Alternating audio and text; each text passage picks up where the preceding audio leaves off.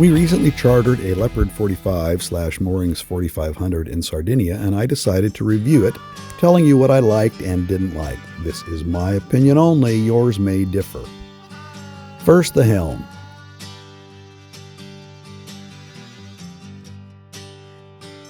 You get to the helm from the cockpit up some stairs, which I like, and of course from the side deck. I don't like that you can't walk from the cockpit behind the helm seat. All the lines, and I mean just about every line, comes to the helm, including the jib roller furler, which I've never seen before. On Amnesia, our Lagoon 42, you need to go to the port lifeline to release the furler and use a winch after the helm. There are 3 winches, 1 manual for the main sheet and traveler, and 2 electric for everything else. I disliked and see no advantage to the continuous traveler line and much prefer the separate red-green lines on Amnesia. The electric winches are controlled by tow switches, which none of us liked. It sounds ridiculous, but your toe gets tired trying to keep the switch depressed, and you have to press it a long time to raise the main because the winches are single speed. I much prefer the hand winches and 2 speeds we have on Amnesia. Now, on to the instrumentation. There is a chart plotter and a separate control with a display for the autopilot. Amnesia has 2 small auxiliary displays, shown here in episode 3.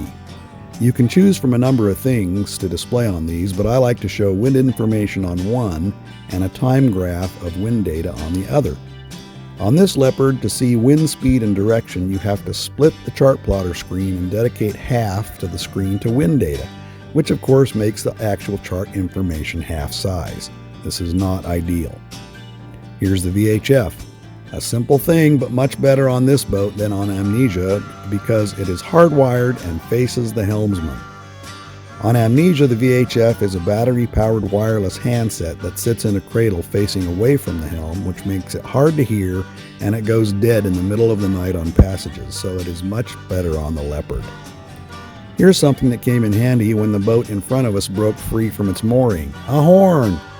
I used it to try and alert them that they were adrift, and this is much handier than the canned air horns we all carry.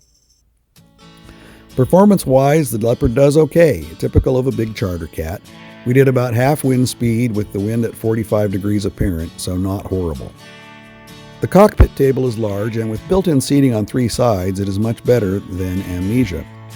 The salon is spacious, as one expects, and has 2 drawer refrigerators and 1 freezer. Before being on a Leopard with a front door, I thought it was stupid, but I changed my mind and I love the front door. When on anchor, you get tons of air through the salon, and on this boat, it leads to a comfy front lounge area where the crew love to sit when under sail.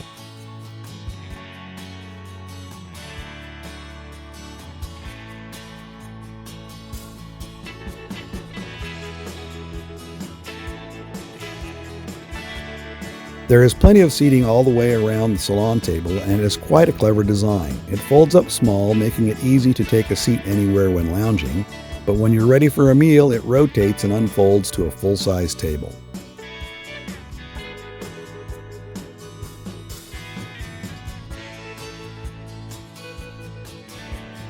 Then there is the coach roof sunning area, which not only has lounging pads, but a bench seat and table.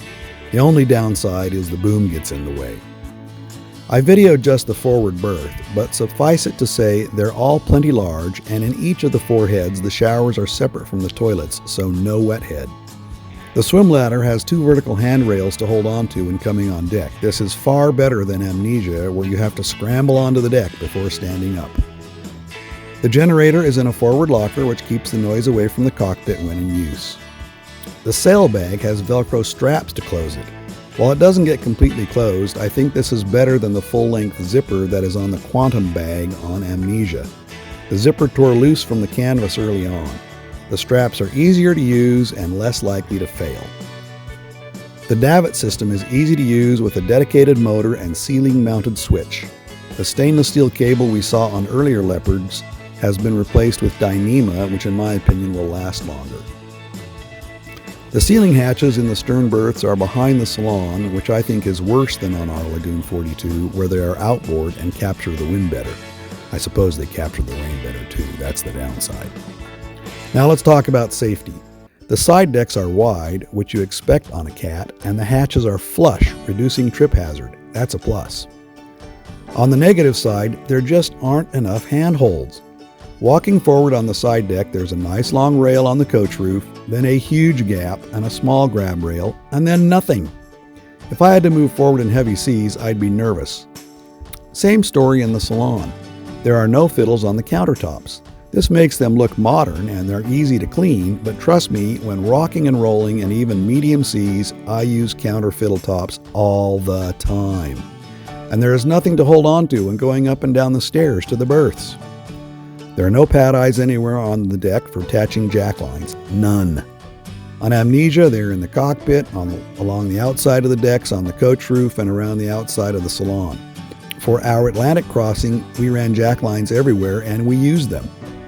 The biggest safety issue to me are the stern lifelines. This video doesn't capture it well, but there is a single line going from the rail at the back of the pontoon to the stern rail, crossing diagonally across the stairs. Coupled with nothing to hold on to while climbing the stairs, this could be a major hazard in heavy seas. And then one other thing. The wide windows in the cabins look nice, but leave no place to put fenders, and the window in our cabin was cracked, I assumed, because of this. Our Lagoon 42 has clear markings on the deck telling where not to put fenders because they'll push against the windows. Now I know there's no perfect boat, every design has compromises. The Leopard 45 sails well, is definitely comfortable, and it's great for a one-week charter. But the safety issues for me make it a non-starter for anything else. Hope you enjoyed the video.